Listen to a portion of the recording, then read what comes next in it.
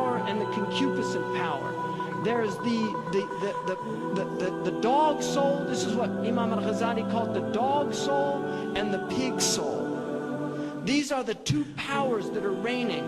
The people that are consuming and not recognizing that their consumption is killing them, and then the people that are effecting their rage on the world.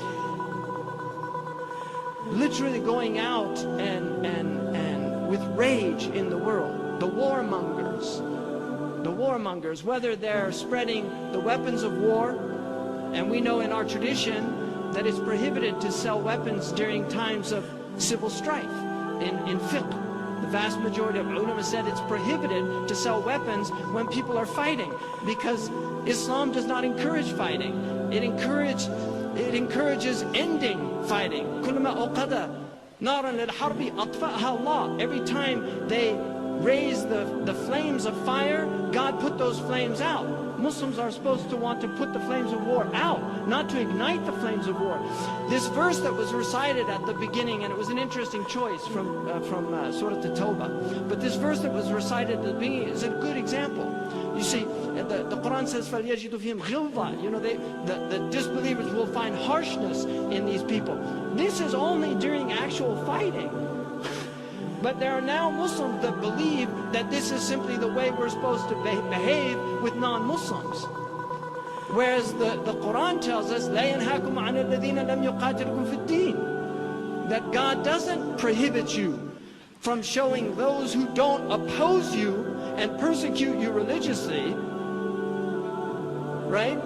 أَن تَبَرُّهُمْ وَتُقْسِطُوا إِلَيْهِمْ. That you show righteousness towards them, and that you actually give them a portion of your wealth. This is what Qadi Abu Bakr in his Ahkam al-Quran says. تُقْسِطُوا إِلَيْهِمْ means to be just, but he also says, اجعلوا قسطا من أموالكم. That you can actually help them when they're in need. We just recently, I've been mentioning this for years, but just recently I was glad to see there's a Turkish filmmaker that wants to make a film highlighting the fact that in the 1840s, in 1847, the great Ottoman Sultan Abdul Majid sent shiploads of aid to the Irish during the Irish famine, and sent pounds, money to help them.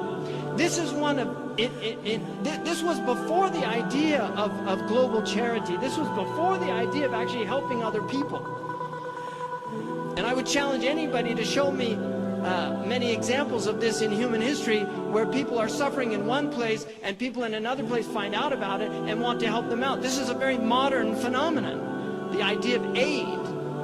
But Sultan Abdul Majid, he had an Irish doctor who told him about the suffering of the Irish people during the potato famine, and the Anglo Saxon people in England were not only not helping them, but in fact they were actually happy about it, because it was removing a problem that they had, which is the Irish problem. If you don't believe me, just read A Modest Proposal by Jonathan Swift to see although it's a sarcastic piece, it identifies the sentiment of many English about the Irish. So this ship was sent to Ireland, and the English were so bothered by it, they actually prohibited from being allowed to dock in their shores in Ireland. So the English that were controlling Ireland at the time did not want the aid from Turkey to come to the Irish, and so they had to. The Ottomans went down and they snuck it into a southern harbor, and that city today has a plaque reminding people of that fact. That this is mercy. And this is based on a Quranic injunction that human beings, wherever they are, should be helped. Algeria, during the great famine of France at the beginning of the 19th century, the Bey of Algeria sent massive amounts of wheat from Algeria to France to help them, because they were suffering, even though they were their enemies at the time.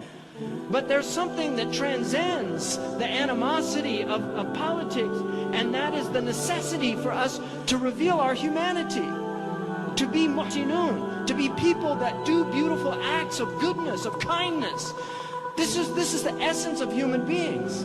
The Prophet ﷺ was called a mercy to all the world. وَمَا أَرْسَلْنَاكَ إِلَّا رَحْمَةً لِلْعَالَمِينَ. We only sent you as a mercy to all the worlds. This is our Prophet. He was a mercy.